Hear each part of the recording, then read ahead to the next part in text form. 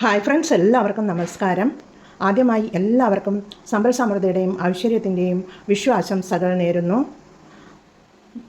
എൻ്റെ വീട്ടിലൊക്കെ വിഷുവിനും ഓണത്തിനുമൊക്കെ സദ്യക്ക് മുന്നോടിയായി പപ്പടവും പഴവും പഞ്ചസാരയും നെയ്യും കൂട്ടി കുഴച്ച് കൈകൊണ്ട് തന്നെ കുഴച്ചെടുത്ത് ഒരു സ്വീറ്റ് കഴിക്കുന്നത് ഒരു പതിവുണ്ടായിരുന്നു.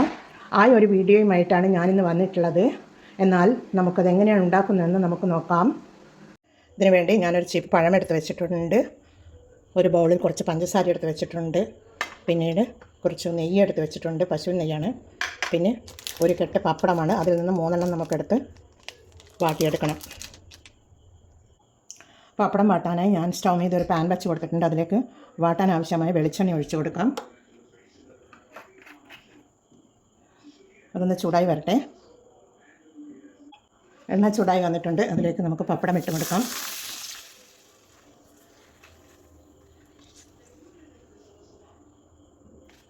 മൂന്ന് പപ്പടമാണ് ഞാൻ എടുത്തിട്ടുള്ളത്. 3 പപ്പടം നമുക്ക് വാട്ടിയെടുക്കാം. ഒരാൾക്ക് വേണ്ടി 3 പപ്പടമാണ്. അതാണ് ഞാനിപ്പോൾ വാട്ടിയെടുക്കുന്നത്. നിങ്ങളുടെ വീട്ടിലൊക്കെ ഇങ്ങനെ ചെയ്യാറുണ്ട് എന്ന് കമൻറ്റിൽ പറയണേ. എൻ്റെ വീട്ടിൽ ഇതേപോലെ സദ്യക്ക് മുമ്പേ ഇത് കുഴച്ച് കഴിക്കാറുണ്ട്. ആദ്യം തന്നെ ഒരു ഇല എടുത്ത് വെച്ചിട്ടുണ്ട്. ഇലയിലാണല്ലോ നമ്മൾ സദ്യ കഴിക്കുക. ആ ഇലയിൽ തന്നെയാണ് പപ്പടം കുഴക്കേണ്ടത്. ആദ്യം നമുക്ക് 3 പപ്പടം കുഴച്ചെടുക്കാം. ഇതുപോലെ കുഴച്ചെടുക്കുക. നല്ലതുപോലെ പൊടിയായി കുഴച്ചെടുക്കണം.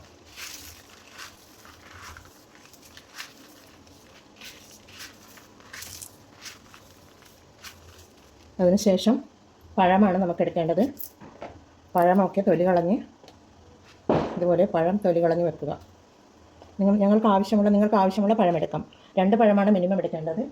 ഇപ്പോൾ 3 പഴം എടുക്കണം. 3 പഴം എടുത്താലാണ് അതിൻ്റെ ടേസ്റ്റ് ഉണ്ടാവുക. 3 പഴം എടുത്തിട്ടുണ്ട്. അത് നമുക്ക് കുഴച്ചെടുക്കാം. കൈകൊണ്ട് തന്നെ നല്ലതുപോലെ കുഴച്ചെടുക്കുക.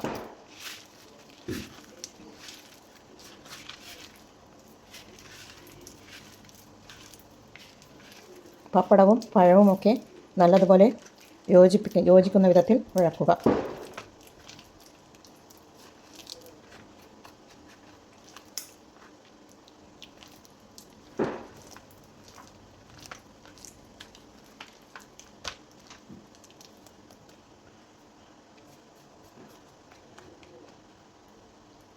പിന്നീട് അതിൻ്റെ നടുക്ക് നമുക്ക് വേണ്ടുന്ന നെയ്യ് ഒഴിച്ച് കൊടുക്കാം.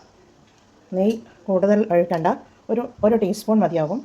1 ടീസ്പൂൺ നെയ്യ് ഒഴിച്ച് കൊടുത്തിട്ടുണ്ട്. അതുപോലെ 1 ടീസ്പൂൺ പഞ്ചസാര. 1 ടീസ്പൂൺ പോരാ, 2 ടീസ്പൂൺ പഞ്ചസാര ഇട്ട് കൊടുത്ത് ഒന്നുകൂടി കുഴച്ചെടുക്കുക.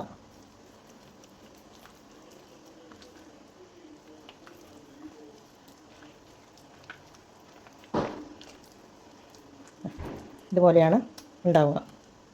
കുഴച്ചെടുത്തിട്ടുണ്ട്. നമുക്കിത് കഴിച്ച് നോക്കാം. ഇതുപോലെയാണ് ഉണ്ടാവുക. നമുക്കിത് കഴിച്ച് നോക്കാം.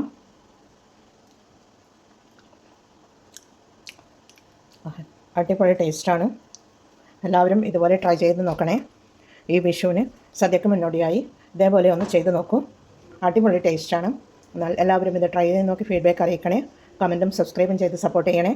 അടുത്ത ഒരു വീഡിയോയുമായി വരുന്നതുവരെ എല്ലാവർക്കും താങ്ക് യു ഫോർ വാച്ചിങ്.